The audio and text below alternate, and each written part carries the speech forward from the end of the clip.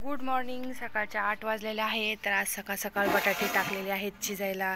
तर ह्या बटाट्याचं काय करायचं माहिती आहे का, आपल्याला चकली बनवायची. आणि आज सुट्टीचा दिवस असल्यामुळे लवकर केले. रोज उशीर होतो, सगळे डबे द्या, घरची कामं करा. तर आज काही नाही, फक्त चहा पाणी केलं, देवाची देवपूजा केली आणि बटाटे उकडायला आलो आहे. तर आज बटाट्याची चकली करून पॅकिंग करायची. ज्याची त्याची ऑर्डर दिलेली नाही आहे, ती ऑर्डर द्यायची आहे आज, त्यामुळे पटकन चकली केली. तर आमचा हा टेरेस बघा कसा दिसते. पलीकडचं जे घर दिसतंय ना, ते आपलं घर आहे. पांढरी टाकी का ते. तर हे मी उषाताईच्या स्लॅपवर आहे. तर इथून आपले घर दिसतात असे. ते पलीकडचं बिन कलर दिलेलं ते आपलं घर. आणि असे टेरेस बघा आमचं कसं आहे. सगळीच घरं खूप.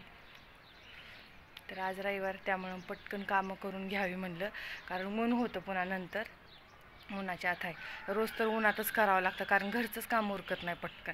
म्हणलं तरी 9 वाजतात काम उरकायला. त्यामुळे हे असं आमचं टेरेस आहेत. घरं बघितले का टेरेसवरचे सगळे असे. आणि हे आपल्या कालच्या ज्वारीच्या पापड्या घातलेल्या 5 किलोच्या. तिकडं पलीकडं काय टाकलेले आहेत, इकडं काय. आणि ह्या बाजरीच्या पळी पापड्या.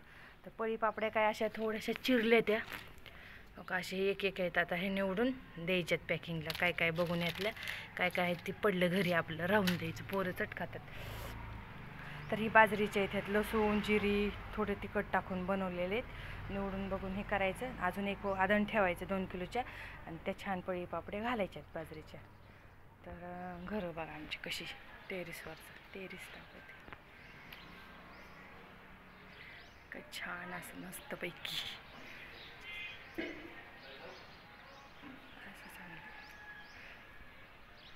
बटाटे उकडून घेतले की पटकन चकली करायची, आणि मग पुन्हा घरी गेल्यावर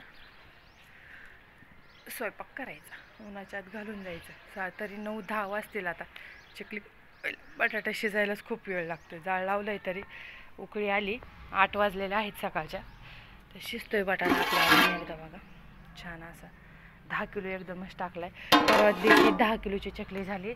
आता हे 10 किलोची चकली एकदा केली की बाजरीचे खारोडे 5 किलोचे करायच्यात. अजून पापड 2 दिवस पापडच लाटत होतो, तर पापड आहेत.